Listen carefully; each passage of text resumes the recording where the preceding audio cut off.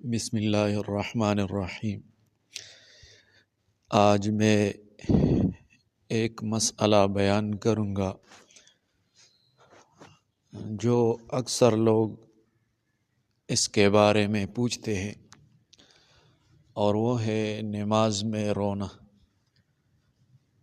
نماز میں اگر آپ رونے لگے تو کیا اس سے نماز فاسد ہو جاتی ہے یا نہیں؟ رونا دو طرح کا ہوتا ہے: دینی بات پر رونا، خوف خدا، گناہوں کا یاد آنا، آخرت کا تصور وغیرہ۔ اگر کسی کو اللہ کے خوف سے، جنت و دوزخ کے تصور سے یا قرآن کی آیات سن کر رونا آ جائے تو یہ رونا عبادت ہے۔ نماز میں اس سے ثواب بڑھتا ہے۔ نماز فاسد نہیں ہوتی، بلکہ یہ خشوع اور خضوع کی علامت ہے۔ دنیاوی بات پر رونا غم۔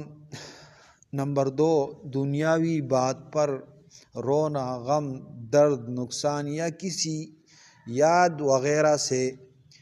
اگر رونا دنیاوی وجہ سے ہو، مثلا کسی عزیز کی یاد میں، کسی تکلیف پر یا کسی دنیاوی غم پر، اور آواز نہ نکلے یعنی صرف آنسو بہہ جائے تو نماز فاسد نہیں ہوتی۔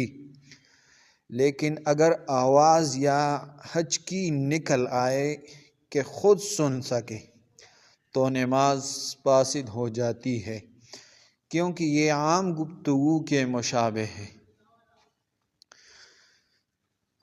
خلاصہ یہ ہوا کہ آواز نکلے یا نہ نکلے رونے کی وجہ سے، تو اس کا حکم یہ ہے: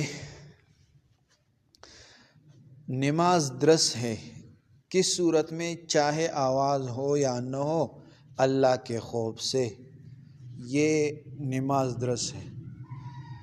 صرف آنسو ہو، آواز نہ ہو دنیاوی غم سے، تو نماز درست ہے۔ آواز نکلے، سنائی دے دنیاوی بات، دنیاوی رونے سے یا دنیاوی واقعہ سے، تو اس سے نماز فاسد ہو جاتی ہے۔ تو نتیجہ یہ ہوا کہ احناف کے نزدیک اگر اللہ کے خوف یا آخرت کے تصور سے نماز میں رونا آئے تو یہ عبادت ہے۔